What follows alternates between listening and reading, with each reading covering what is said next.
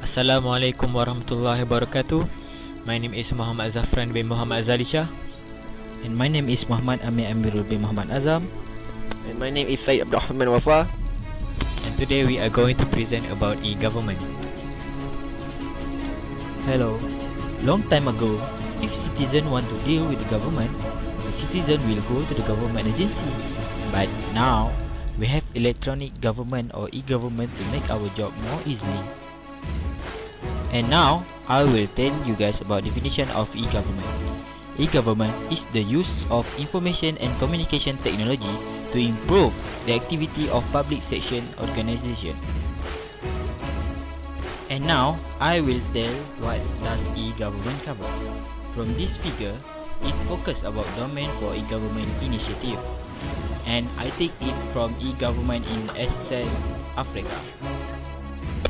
And now, I will tell what does e-government cover. Firstly, it will improve government process like cutting process costs, managing process performance, making strategic connection in government, and creating empowerment. Number 2, for what does e-government cover is connecting the citizen. The relationship between citizen and government will become more close because of the e-government. For example, talking to the citizen, listening to the citizen, and improving public service. The last for the what does e-government cover is building external instruction.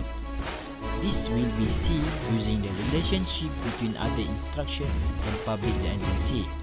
For example, working better with business, developing community, and building partnership. Now let's talk about the security requirement and feature of an e-government service. First of all is confidentiality, which is the ability of a system to prevent access of an information to an unauthorized person. So, an information must remain secret. The next requirement is availability, which means that a resource must always be accessible whenever a user wants to use it. So, from a government point of view, a citizen must be able to access its resource. The third and fourth requirement of e-government is informative and traceability. The system must be able to prevent unauthorized modification. The next requirement is authorization, which means that the system must be able to assign the different level of authorization according to different level of users such as normal users and administrators. Moving on, the next requirement is non-repudiation. Non-repudiation means that users must not be able to deny an action he did using the system. Finally, the system must also be able to authenticate its user and must be sure the person is really who they claim they is.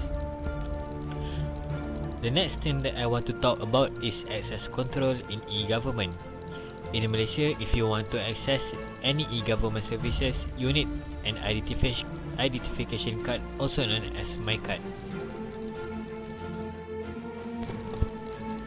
Now allow me to explain a few security features in MyCard. On the left side of MyCard, there is an 80 kilobit microchip that stores all the citizen information including fingerprint data. There is also another MyCard number that is finely written with laser so that it couldn't be duplicated by any copy machine or printers. Now these are the basic characteristics that make e-government secure. First is HTTPS, second is backups, third is authentication, and fourth is captcha. Most e-government services also uses security question to make sure that the person is really who they claim they is. For example, in this picture, the system asks to enter the email that the user used to register. Now this is the HTTPS certificate used by BRIM website. In this picture, we can see that the certificate is issued by a trusted certificate authority, which is Bitdefender, and also it uses a very strong hashing algorithm called SHA-256. Hello, hi. Now I will talk about how secure is this e-government system. First, we'll talk about the backup data. The backup data have three sides. First is on-site backup. Second is first off-site backup, and second off-site backup. Next, we'll talk about captcha. Captcha is to make sure the input entered are by humans, not by computer. Next is the security question. It is relatively easy to be accessed by people are close to user. If something happens to the user. For the current issue in e-government, first we see about the identity theft. There is increase of an average of 10,000 cases reported each year. Second, we see the intervention of information storage and device that involve of hardware. For the next issue, we see that the breach of official secrets and confidential information and the phishing of e-government website also be the issue that we need to take note of. For the improvement of current security in e-government, we suggest to use the protection against SQL injection. It's used to synthesize all the input generated by the user. Okay, now we can see the above example is related to the SQL injection. For the next improvement that we suggest is to use the protection against authentication and session management. It is used to protect session ID via secure socket layer, aka SSL. For the last improvement that we suggest is to use the protection against cross-site scripting, AZS. This protection is used to prevent injection attack to sanitize the input.